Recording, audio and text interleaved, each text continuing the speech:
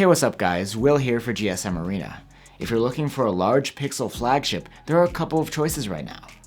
You have last year's Pixel 8 Pro, which has gone down in price and still offers plenty of modern features. And then there's the new model, the Pixel 9 Pro XL, which despite the different naming, is the Pixel 8 Pro's direct successor. So which of these is the better deal? Let's put the Pixel 9 Pro XL and Pixel 8 Pro head to head and find out.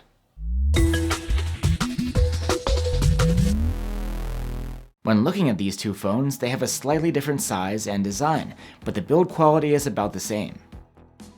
Both phones are made of Gorilla Glass Victus 2 and have an aluminum frame. The main difference is that the new model's back is flat, and its camera bump has been redesigned. Both phones are about the same size, despite the Pixel 9 Pro XL being nearly 10 grams heavier. The new model fits a slightly larger 6.8-inch OLED screen into the form factor, with thinner bezels. Meanwhile, the Pixel 8's is 6.7 inches. Both displays have the same resolution and 120Hz refresh rate. Both screens have the same performance too, except for the brightness. The Pixel 9 Pro XL has one of the brightest displays we've seen yet, achieving 2200 nits, while the 8 Pro maxes out at 1600 nits. While 1600 is still great, the newer Pixel provides a better viewing experience on a really sunny day. Both Pixels have stereo speakers, and the difference in loudness is small. The two phones do have noticeably different tuning though. The 8 Pro's speakers emphasize the vocals and mids, while the XL has more bass. And the Pixel 9 Pro XL's new ultrasonic fingerprint sensor is faster and more reliable, though it might not work as well with glass screen protectors.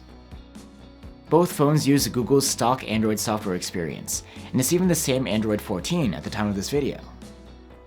They're also both packed with AI features, but there are a few new ones on the new model. However, Google promises that these new features will eventually make their way to last year's model too. Like before, Google is again promising the new Pixels 7 years of software support, but for the older model, a year has already passed by now. And only the new Pixel 9 series is getting 1 year of free access to Google Gemini's advanced subscription tier. It's more capable with its wider context window and has exclusive features like text generation in Google Docs and Gmail, among others. Now let's talk about the chipset. The Pixel 8 Pro has last year's Tensor G3, made in-house by Google. Meanwhile, the new Pixel gets a new chipset under the hood.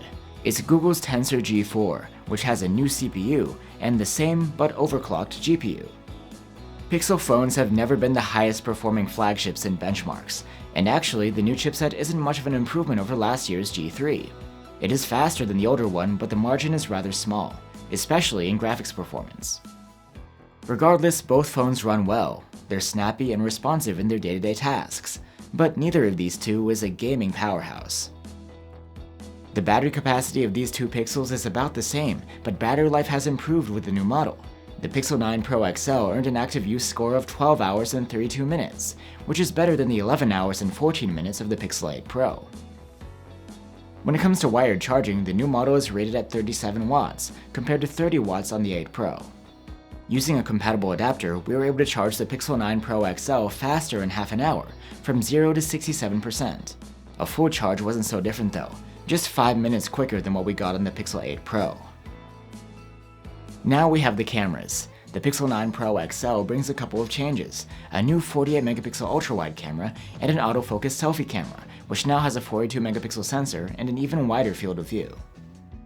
The Pixel 8 Pro has the same 50-megapixel main cam and 48-megapixel 5x telephoto zoom, but it has a different ultra-wide and selfie camera. During the day, the camera quality is quite similar between the two phones. Although the samples we took are from different days, the overall rendition and colors seem nearly identical. And even though the ultra-wide camera has changed, we couldn't find any notable improvement in image quality there either. Low-light photos shot on both phones are equally solid. We did notice a slight tendency for a brighter exposure and brighter shadows in some low-light scenes shot on the Pixel 9 Pro XL. And although we expected the new model to have better selfies with this new front-facing camera, selfies are excellent on both phones. It's just that you get the option for a wider shot on the 9 Pro XL. When it comes to video recording though, it's actually the older model that comes out on top. For some reason, the Pixel 9 Pro XL's videos are considerably worse than the Pixel 8 Pro's. They're softer and lack fine detail, and that's true for all 3 cameras on the back. So there you have it guys, the Pixel 9 Pro XL and the Pixel 8 Pro. The Pixel 9 Pro XL brings a tweaked design, a slightly larger and brighter screen, and longer battery life.